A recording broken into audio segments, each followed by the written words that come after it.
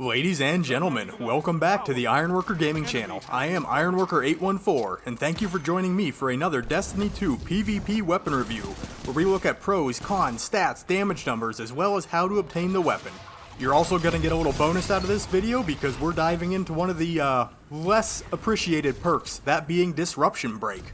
And real quick, I just want to say this channel rolled past 350 subscribers with a little help from my buddy and fellow YouTuber, November Hotel. He makes phenomenal Destiny 1 content and really great Destiny discussions in general. If you haven't checked him out, please do. But a big thank you to him, and a big thank you to all of you who have been supporting this channel along the way. And you know the thing is, 3 months ago, I may have been the one that started this channel, but you are the reason that it keeps going. So I want to give a very sincere thank you for your support. Ironworker Gaming is not just my channel anymore, it is our channel. And if this is your first time here on the channel, feel free to hit that subscribe button and come join in on the fun. But we got a weapon review to do, and that weapon today is the Arbalest. This review was asked for by Scorpio Scythe, and stick around to the end of the video if you want a sneak peek at what weapon we're going to be reviewing next. So if you've been playing Destiny right along, you might recognize this gun as the one you used to finish the Outbreak mission.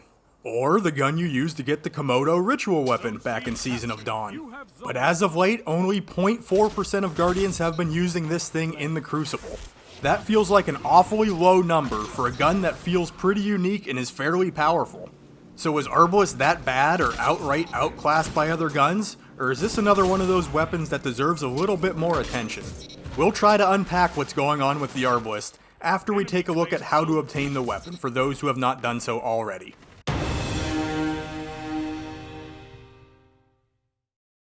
Arbalest was introduced into Destiny 2 during Season of the Drifter, a little more than a year ago. This was the exotic carrot on a stick for the 2019 Revelry event. But after the season ended, Arbalest was pretty quickly moved into the general exotic loot pool. So now this weapon has a chance to drop randomly from pretty much any activity, or you could keep your eye out to see if Xur is selling it. If not, you'll have a shot at getting this weapon by purchasing Xur's exotic Ingram. And there's not much left to say here, so let's get right into the stats and damage numbers.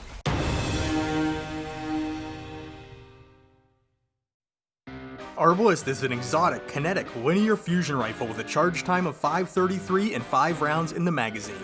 This is the only linear fusion rifle to use special ammo. It has decent range and stability, but handling and reload leave a little bit to be desired. The intrinsic trait is Compounding Force. Fires slugs that cause massive damage to elemental shields of enemy combatants.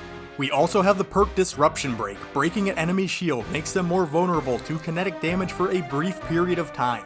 This does apply in PvP, and we're going to be talking about this coming up because in the right scenarios it can be stupid strong. For the damage numbers, Arbalest is going to be doing 414 points of damage on a precision shot landed and 166 points of damage on a body shot landed, giving the Arbalest an instantaneous precision time to kill and a body shot time to kill of around 1 second, since your charge time is roughly half a second. To obtain the body shot time to kill, you will need to land 2 shots. So let's jump right into the pros and take a look at the Arbalest strengths in the Crucible.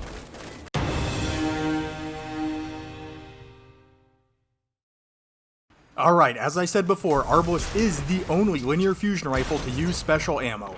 All of the other ones are going to require you to pull heavy or loot it off some dead guy's corpse if you want to be pulling the trigger on them in PvP. But the kicker is the damage numbers are all pretty much the same, with the exception of Sleeper doing a little more damage and Queensbreaker doing a tiny bit less.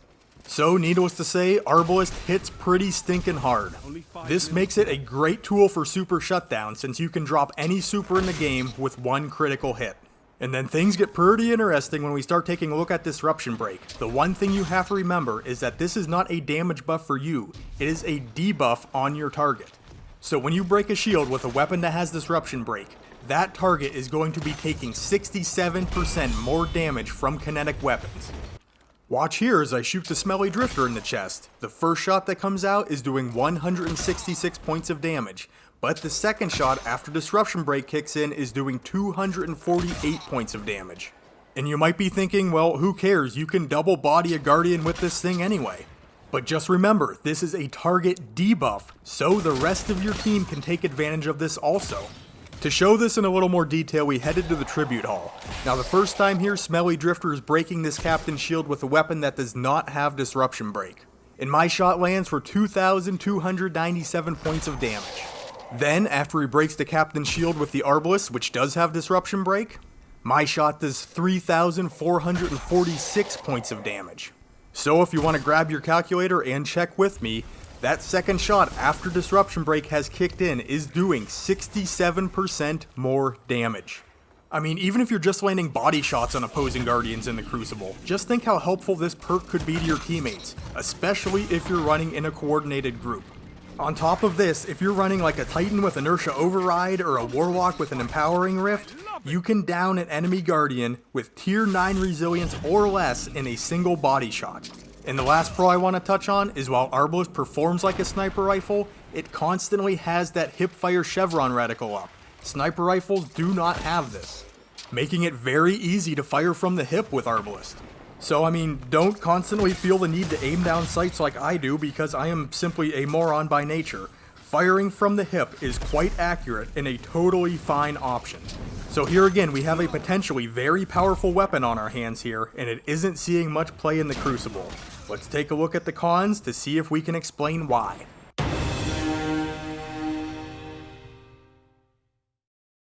Right off the bat, I found myself struggling with the charge time of this weapon in PvP. Now, a half-second window isn't bad to charge and fire, but it seems like a small window if you're peek shooting and you need to charge and cancel a shot.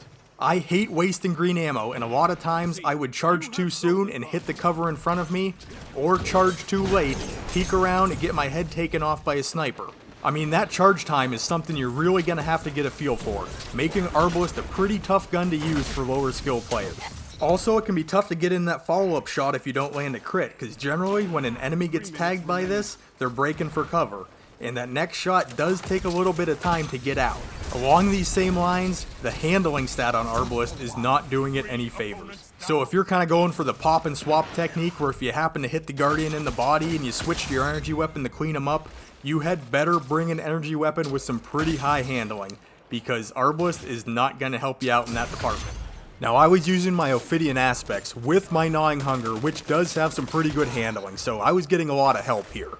And when I played on console, I remember the aim assist making linear fusion rifles feel pretty sticky. This is not so much the case on PC. I noticed this most when taking incoming fire when aiming down sights. Now, I am not a top tier long range precision player in Destiny 2 by any means, but if I was getting flinched by incoming fire, I think I missed absolutely every shot I took. So if you're going to be using Arbalest, I'm going to say that some sort of linear fusion rifle unflinching mod, being standard or enhanced, is a must. And then when compared to snipers, the scope zoom is much less, so I had a really hard time dueling snipers at longer ranges. This is not impossible to do, but you just need to be on target. And lastly, and probably the point I found most disappointing about the Arbalest, is it cannot double body a Guardian in their super. You know, going into it, I figured that first shot was going to break the super shield, and then one more shot to clean them up. But that's not the case. I mean, if that first bullet just had a little bit more punch to knock that shield off, your Disruption Break perk would kick in, and it'd be 2-shot bodies all day. But sadly, that's not the case.